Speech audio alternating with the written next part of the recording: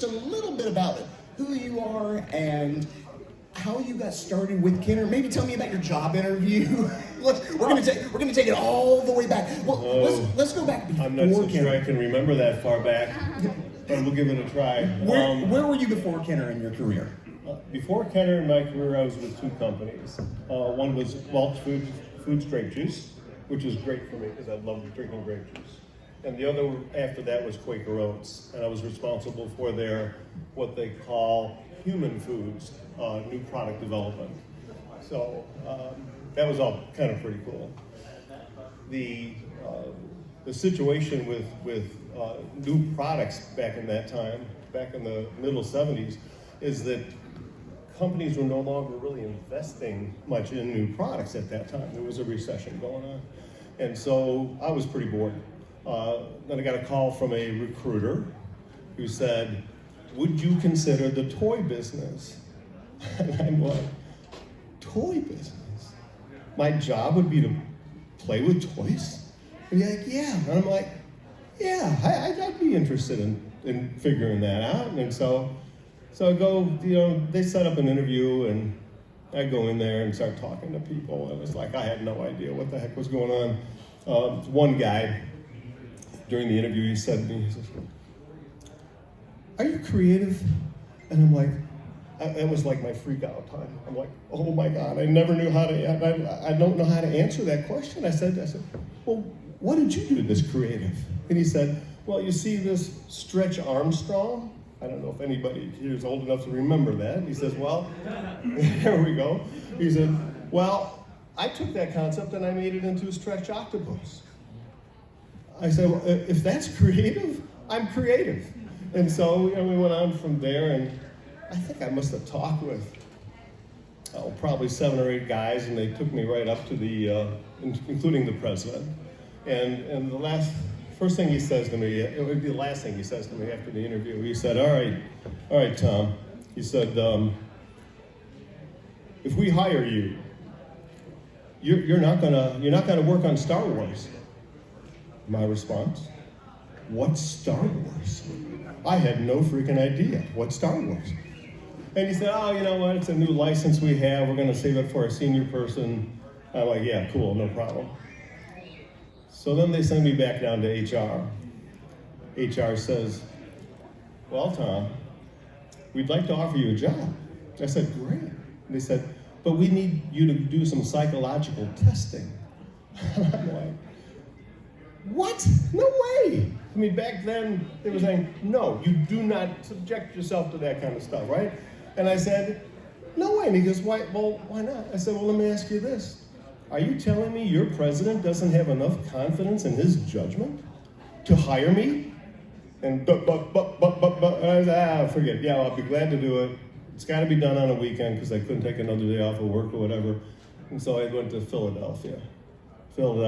Oh my God, how agonizing. I couldn't find the place. I was running late, and it's like, oh my God, they're testing me. Finally found it, got in. It was nothing but a ball. I mean, it was all sorts of logic and reference things, and it was a ball. I had a ball for like 3 hours, right? That was on Saturday. Monday, I get a call from the company. Tom, we want to offer you a job. We want you to work on Star Wars. And we want you to see the movie 6 times before you start, and we want you to start in a week. And I'm like, holy shit, that's pretty cool.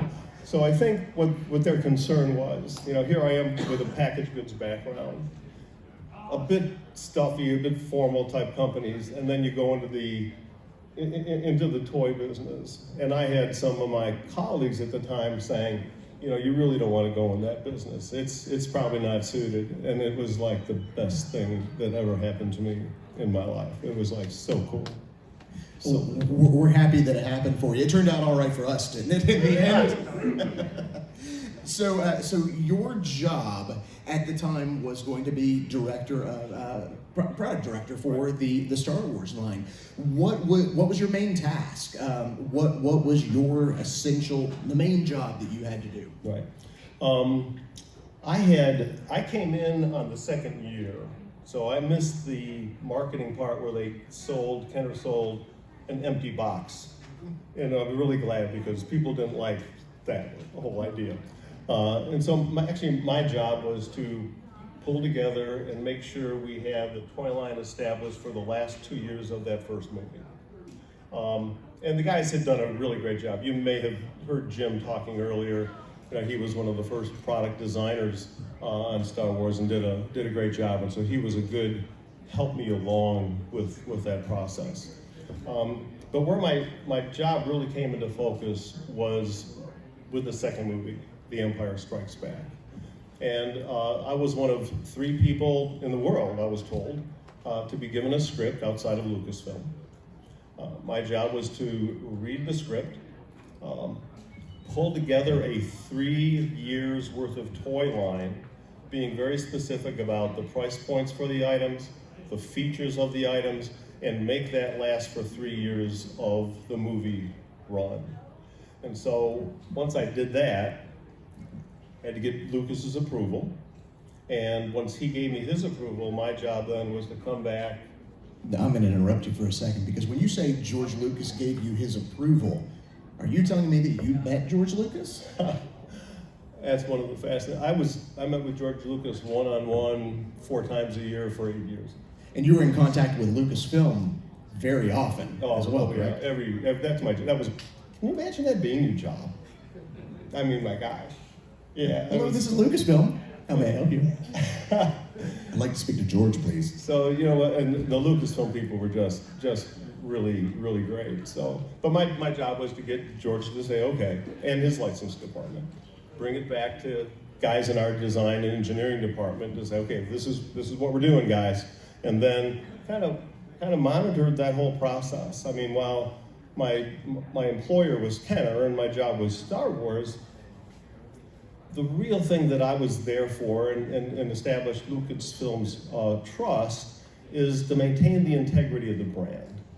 So no matter what we did, I had to make sure if a designer came up with a crazy idea that didn't seem to fit with really what that concept was, to kind of say no and to encourage other things. But at Kenner, we had such an incredible array of creative engineers and designers. You know what? And they are all into product integrity and brand integrity. So that was kind of the easy part. But yeah, every quarter I would go out and meet with Lucasfilm and George and get their okay on products and just kind of make sure that all came through. Beyond that, just traditional related business stuff.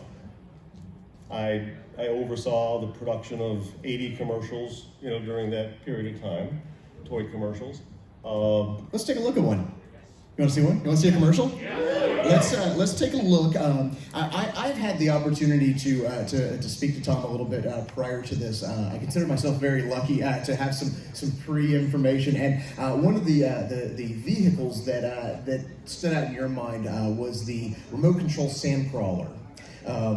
Let's take a look at the commercial video, and I think you have some stories about that Sandcrawler as well. Let's roll the Sandcrawler video. Star Wars radio-controlled Jawa Sandcrawler. This one's a droid. 2 9-volt and 2 D batteries not included. The Jawa's got the Death Star droid. Action figures sold separately. Up the elevator. He's in. By radio control, you can make the Sandcrawler travel almost any direction by going forward, backward, then forward again. Now we'll find more droids. Star Wars radio-controlled Jawa Sandcrawler. Action figures each sold separately. New from Kenner. Aren't those awesome? Wow.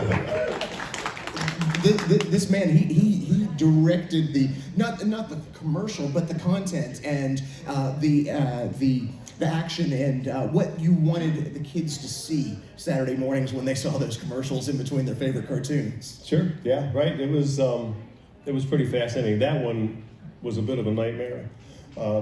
As we were filming commercials, we were working with one-of-a-kind prototypes in many cases. That Sandcrawler cost a bunch of money, and it was the only thing we had and the only thing that worked, right? So we had a toy show, and it was there, and of course, during a toy show, you want to do everything you can, right? So we're trying to get the figures to be kind of set up and make it look like a play scene, much like you see on packaging. We couldn't do that in the commercials because by law, if something was priced over, I think it was maybe $10 at the time, you could only include one or two action figures in it because of the reasonable value you would want a child to spend, right? So that was crazy. So we're at the toy show. I'm trying to set up the figures in this thing, and they just kept on falling over, right? I mean, they're prototypes, they're like this and that. So I super glued them all. Well, I flew out that night, met with the production people that are gonna pull together the commercial, and they looked at it, and I think it was 8 or 9 different figures super glued into this thing. Well, by law, we could only have 2 figures, and they had to be played with. They couldn't be super glued in this thing. And so they're looking at me like, do you have another one? No. So they called in some designer, not a designer, actually a model maker, and darn, if that guy didn't come back at call time, which was 10 o'clock in the morning, with that sand crawler that had no figures in it, looked brand new, good enough to be on film, and saved my life. Just saved my life. It looked good to me. It looked good. It was great. It was a great focus and top-notch video quality from the 1970s. I tell you, when I came back from that commercial shoot, I was summoned down to the model department. Mr. Clark, get your ass down here. So they had 2 guys standing on each side of me. And then they pulled out super glue. And they looked at me and he looked at all of his people out there. He said, if any of you ever give TC another thing of super glue, you will be fired and I will glue you to him. And it was like, so I was doomed. No more super glue at that point. Super glue is cut. Yeah. So in your travels, you traveled back and forth to Lucasfilm in California quite often. Did you, I hear you can run into crazy people at Lucasfilm back in those days. Did you ever run into anybody cool? Anything stick out in your mind? You know what? The people at Lucasfilm were just all just good people, and so I was kind of cautioned. I mean, fit in, right? Trying to fit in. So you meet George, you don't ask for an autograph, right? So first thing I know, I'm down there on my first trip, and we're in the Commissary, and here's Harrison Ford and Mark Hamill and Princess Leia. I mean, they're all just kind of walking around, and I'm trying not to go like this, trying to act like a normal person. But that's how they were there. And it was like they made me feel like I fit in. It was part of it. They weren't special. I wasn't special. Everybody was just really, really cool. You had lunch with somebody unique, didn't you? Yeah. You mean I did my dinner? Yes, sir. Dinner, yes. Well, one day during when I wouldn't mind having dinner with Darth Vader, to me, like all of a sudden, this guy's like huge. He was like, holy cow! I was just shocked, and he was so well formed, and he looked like a normal person until he got so close. We're talking about David Prowse. David Prowse, right. So that was cool. That's probably the one dinner. I think the one dinner that was pretty cool. You got the pre-look at the scripts. Did you ever get to go to any of the screenings or see the movies in advance? Yeah, they threw that package in. It was like it was nice. They sent me to England a couple times for a day, right, to watch the film. Did I need to go? No. Did I like going? Yeah. It was definitely pretty cool. So, there was a story that you told me several weeks ago when we chatted that had to do with a pre-screening meal that you had. You want to tell these guys that story? I think they'd enjoy that one. Yeah, right. So we were, as a group, invited to the screening in LA on each of the movies.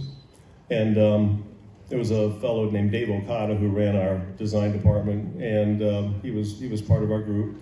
He was from LA. He liked sushi. I've never had sushi. But I like trying different things, right? So we'd go to his place called Terra Sushi in LA, and here on the counter, I mean, you walk up here on the counter, this big, a mussel, and it's like moving, it's breathing, and it's not a toy. It's like, oh my God, he ordered some of that stuff for everybody. It came, and I had this much, but I ate it. My stomach was like this. I couldn't even eat popcorn in the movie, and I love popcorn. I think I used to work for a popcorn company. I could not eat popcorn. I was kind of ill. That reminds my me. least favorite meal. That reminds me of seeing episode 7. Episode 7 I saw in 3D at the movie theater at Walt Disney World, and that 3D just turned my stomach and my head upside down. And then afterwards, Disney had this great thing. Go see the movie on opening night. Then we're gonna throw a party for everybody at Disney's MGM Studios. I was like, yeah, let's do it. But David's got a splitting headache after watching that movie in 3D. So I can relate. Let's see. You want to see some more commercials? Yes. Everyone loves the commercials. Let's run. I think we have one with a droid coming up.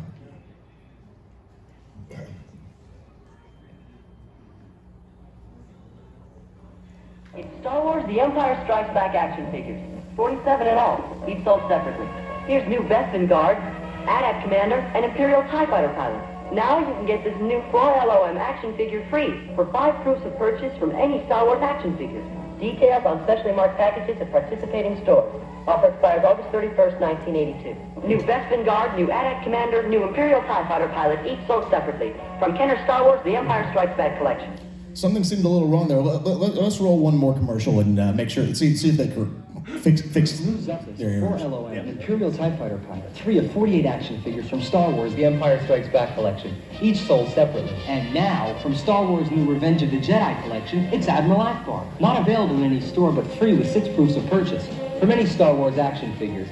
Details on specially marked packs at participating stores. Offer expires January 31st, 1983. New 4 LOM, Zuckuss, Imperial TIE Fighter pilot, and other action figures, each sold separately. From Kenner's Star Wars The Empire Strikes Back collection. They did it again. Can you imagine it? Did you catch it? No. Well, yeah, but no. Go deeper. Shout it out. Zuckuss. 4 LOM. That's not right. No, Who is this? Who's this we see on the screen? that's 4LOM, not Zuckuss. That's 4 Yeah. LOM. Now, Okay. I have heard rumors, and I know some of my friends in the room have heard rumors over the year.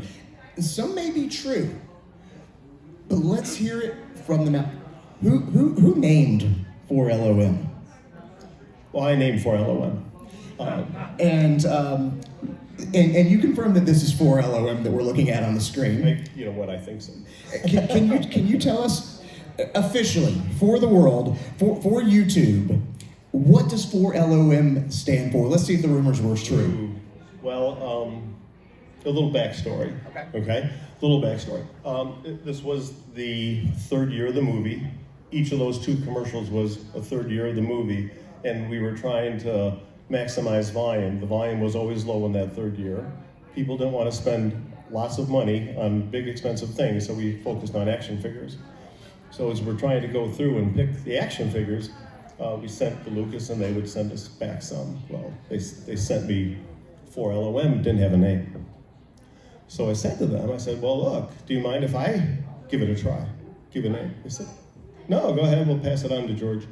So I came up with 4 LOM, and we'll talk about what that means in a second, because it was a real surprise with that. But then I got a letter back from Lucas, or Lucasfilm, that said, George is approving your 4 LOM. I'm like, great, right? Well, you know, a lot of you people are collectors. I am totally throwing everything out, okay?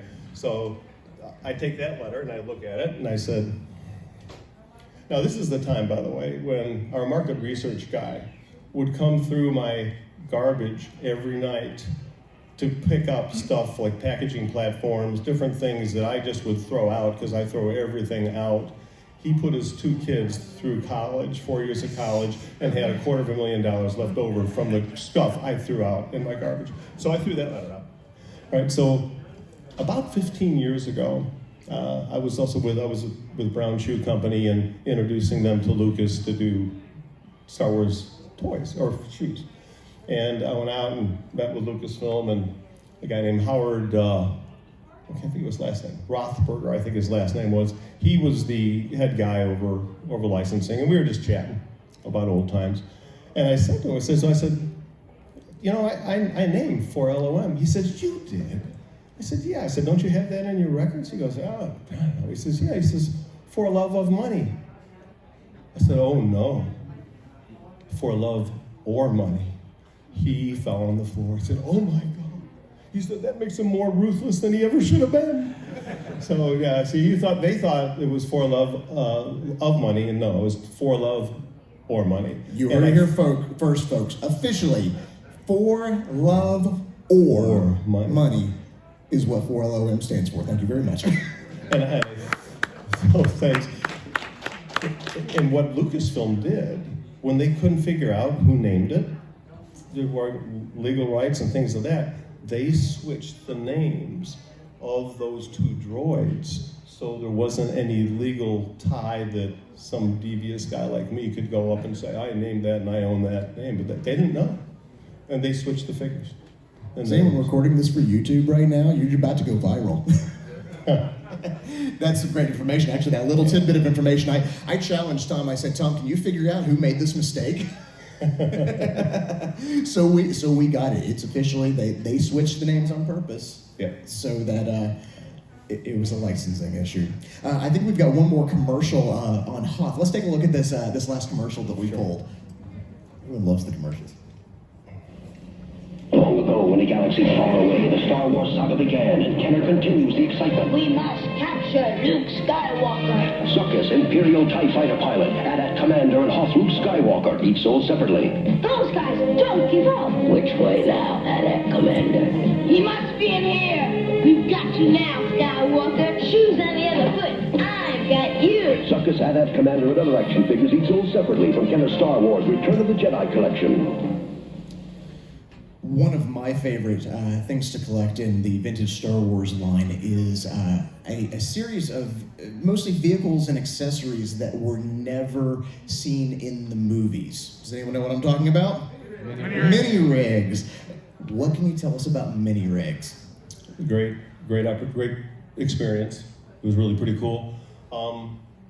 As I mentioned, our design team, they were incredible, you know, and they came up in our 4th year of that movie, needing to have a price point that was like a $4.95 price point. They came up with these little mini rigs, right? We called them Star Wars accessories.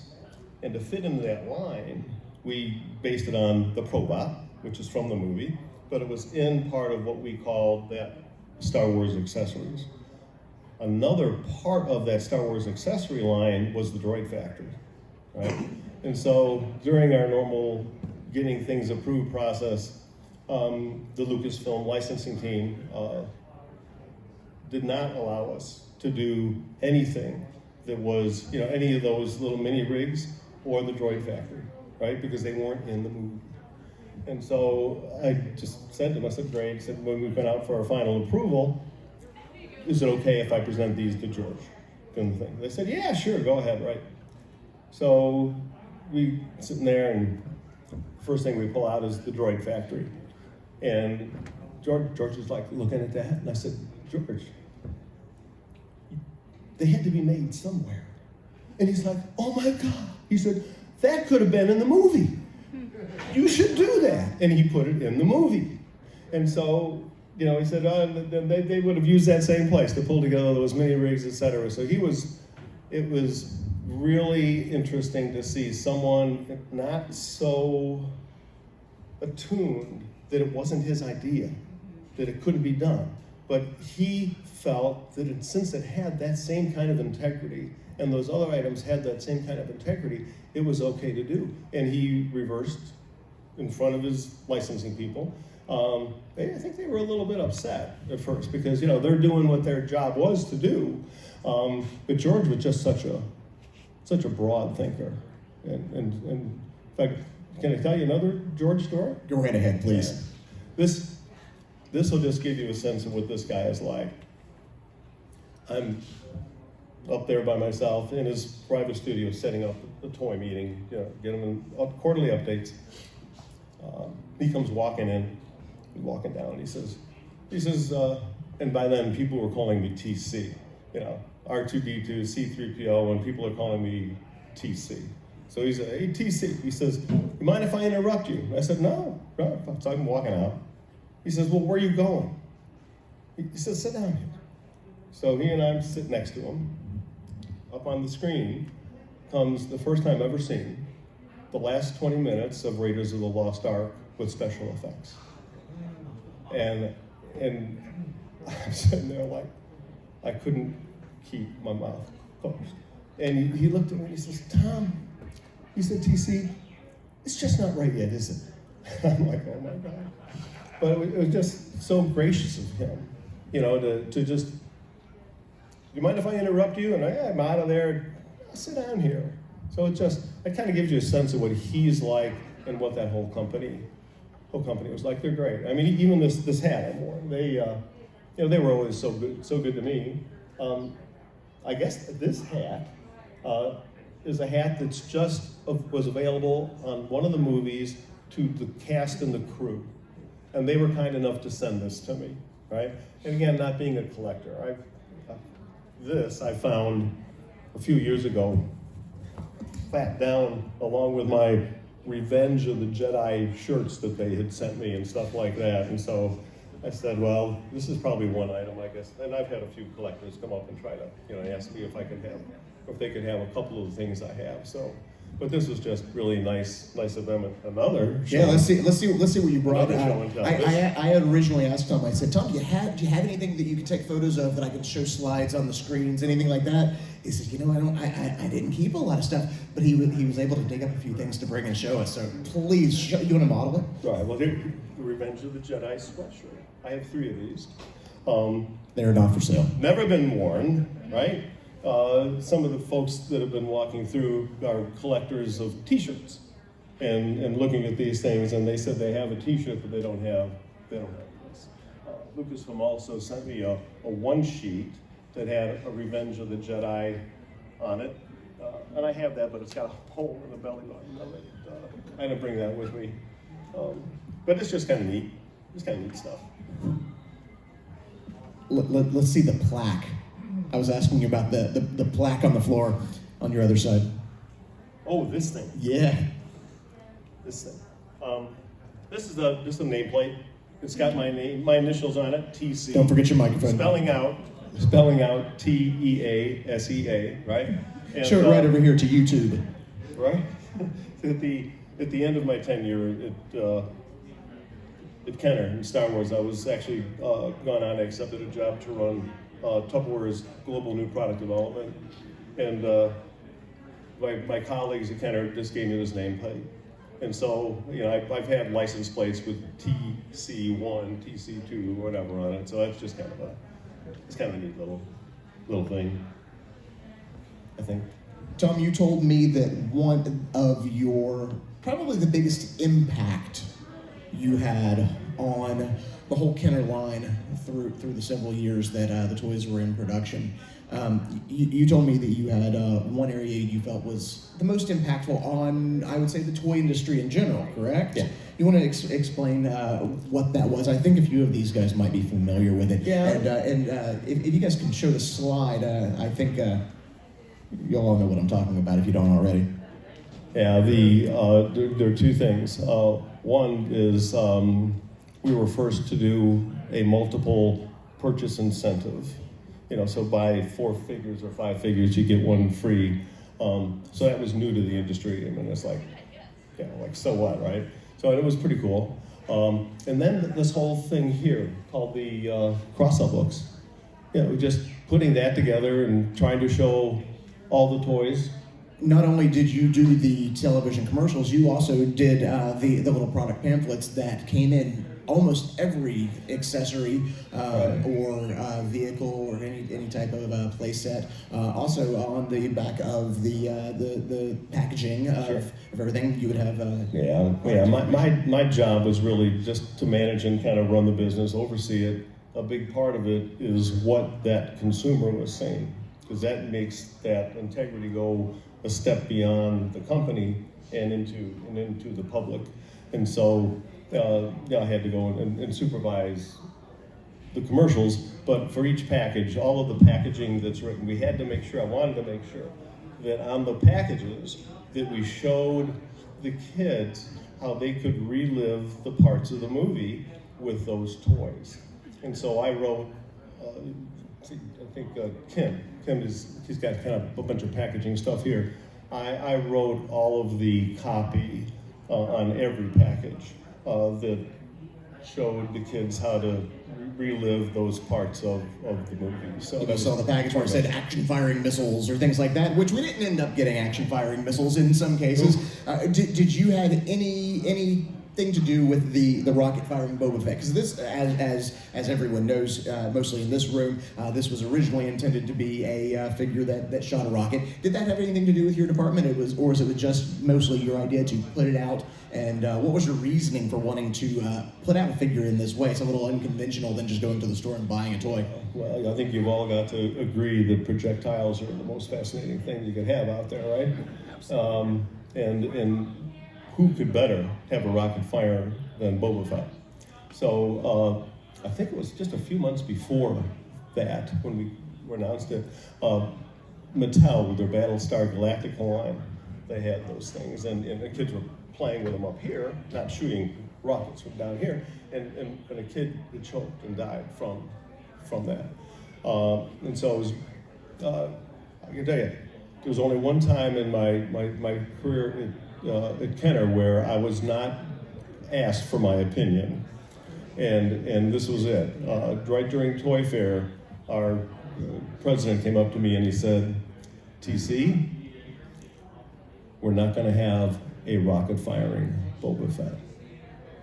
I was not happy.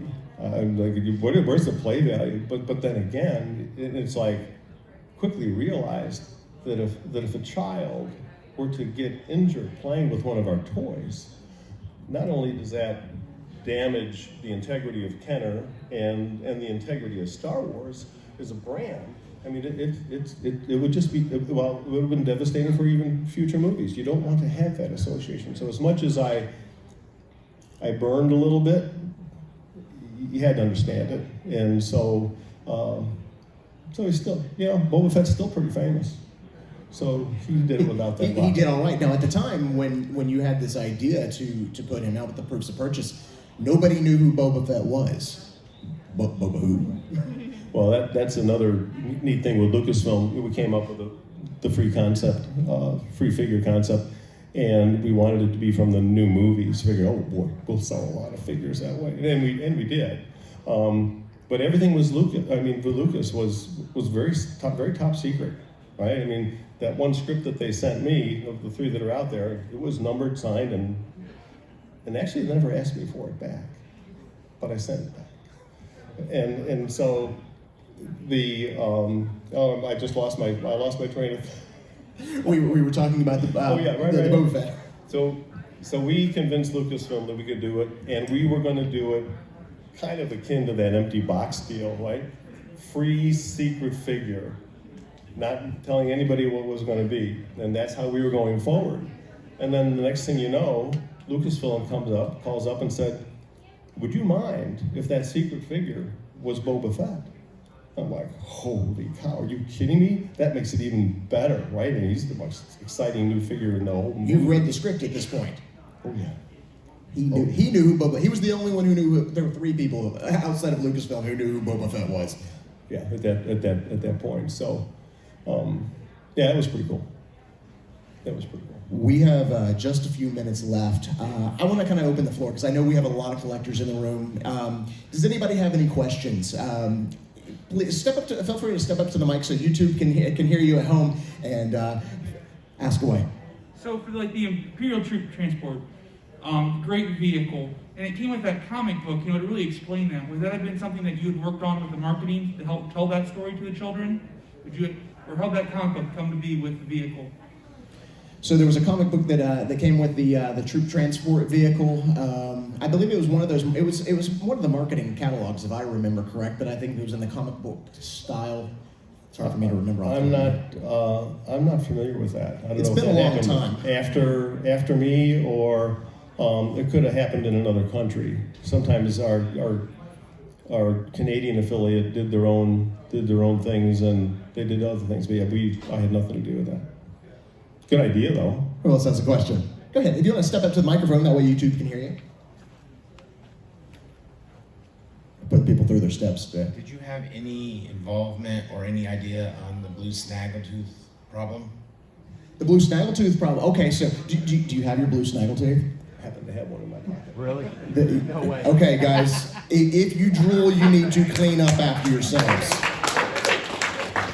I was told I shouldn't be carrying this around, but I thought it was kind of one of the few things I have. Few people have stopped by to say, yeah, in fact, blue snaggletooth turned to be a shorter red. I think that's exactly what you were asking specifically. Okay. Did you were you at Kenner at that time? I believe I was, and it was like fairly inconsequential for us. I mean, this was pretty cool, right? And Lucasfilm came and said, "Snaggletooth is too tall." And like, what do you mean it's too tall? Well, if you saw the movie going into the cantina, the real Snaggletooth, he was a short little guy. He came up and got to the bar like this, and this is the same size as all the other figures. So we had to change him. Why they changed it from blue to red, I don't know. I have no idea. Security is backstage, and they will be following Tom back to his booth. Does anybody else have any questions? Please, sir. Yeah, so the Death Star, the one with the thing with the little trash compactor and all that, what was your ideals of how did that come to be? The Death Star playset. The playset. What about it? The Death Star playset. Do you have any insight? Do you have any recollection of that one specifically? Well, I do, and it was not my favorite toy. I think there was a bunch of cardboard with it and stuff like that. I wasn't a huge fan of it, so I have not much insight other than we try to make as much of it as we could. When you're talking about the cardboard, are you talking about the cardboard wall panels on the sides? Right. It was just not as it didn't have the integrity. It didn't have the integrity. But you know what? Those were days when they were trying to get something at a better price point, and you make compromises. Sometimes I don't like to make compromises. That brings a question to my memory. There was a time. I mean, you look at the price tags on the toys. If I go in my collecting room, I can look at the price tags. I'm like, man, I wish toys were that cheap today. But for example, the Imperial shuttle, at the time that it came out, it was one of the most expensive toy playset / vehicles that existed. Right. At approximately, was it about $40? Does that sound about right? Probably a little higher. About $50? Yeah, that's my recollection. I don't have my photographic memory for my collection room. So about $50 in 1983 or 84. $50 is a lot for a playset. Big dollars. How did Kenner justify such a big vehicle at a high price point? Well, we had some good experience with the Millennium Falcon. And also the radio-controlled Jawa and radio-controlled R2-D2 were higher price points, but they were totally different play patterns. So the Millennium Falcon we were all very nervous about, because that was high end and first time we ever did anything with it. I was sharing a memory earlier. When I was started with Star Wars, I was like 28 years old, right? So I'm like, not knowing too much of anything. Next thing you know, we're in this Star Wars hoopla thing. And so the news people come out and they're doing an interview and stuff like that, and so they're wanting me to show and hold the Millennium Falcon. Well, I was just so nervous. The guy said, he says, so TC, he says, so tell us, what do you think about this Millennium Falcon? And like the only thing I could think of was like, it's flying off the shelves. It's flying off the shelves. And I'm like, oh my God, I can't believe I said that. But based upon the success of the Millennium Falcon, we felt we could do other things that were higher price point, that had that play value. And as long as we could give a home for the action figures to play and to then be, taking them from Tatooine to Hoth to whatever, that pretty much, there weren't a whole lot of those bigger toys out there, but you'd have ones, and we try to get them in the early years, that first year of the movie, for maximizing the value. Being able to recreate those scenes was very important. Was that important to Lucasfilm, or was that a directive from Kenner, or both? I'm sorry. As far as the playability of the toys and being able to recreate the scenes from the movies, the kids being able to recreate their favorite scenes from their favorite characters. It wasn't a directive from anyone. It just seemed natural, right? I mean, you play, you relive, you just do it. And so I think it just was kind of subliminal part of that whole thing. Is anybody here familiar with the little micro stuff that we used to do? Yes. Okay. That was my favorite unsuccessful one. But I loved it. And again, we were trying to do die-cast things, right? We had some die-cast stuff, which were really cool stuff, but it didn't sell. It didn't have a lot of play value. It was higher priced. But then we sit and think, let's do Star Wars in a whole new scale and do die-cast of little figures, so it's not this big and cost a whole lot of money. And that was probably the most fun that we had pulling it together, because with that scale, you could do things that blew up and kind of, sides of Hoth caves that came off and have all these different figures, and it was very reminiscent.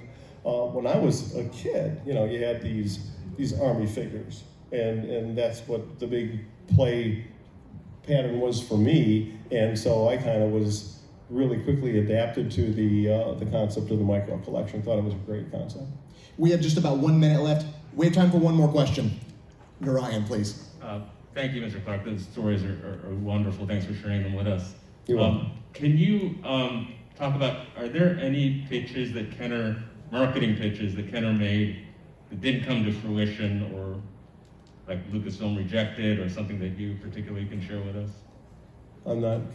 Was there anything, any marketing pictures or pictures, or I would say pitches? Oh, marketing pitches that that Kenner or Lucasfilm just said, eh. No. No. Well, you know what? I mean, first of all, we're taking everything from the movie, right? And as long as we executed it in truth to the movie, that was cool. And then Lucas, in that third year of the movie, sat there and looked at Droid Factory. That could have been in the movie. And that, to me, was a whole new opening. And to me, it just showed such big thinking about loving the concept instead of loving who's owning something and did something. Him sitting there thinking, that could be in my movie. And it's interesting because we were so shocked when the next movie came out, Return, that the Droid Factory was in there. And so he obviously took that, wanted to make sure that integrity was maintained, and I think he put it back in there for us. But none of the other mini rigs were included, I don't think. Tom, I could sit here and talk to you literally all day long, and I'm sure these people would probably sit here and enjoy that. But we do have to move on. We are on a schedule. So I want to say a warm thank you to you, Tom Clark. Thank you for coming to ICCCon and making this your very first convention interview. This is very special. For those of you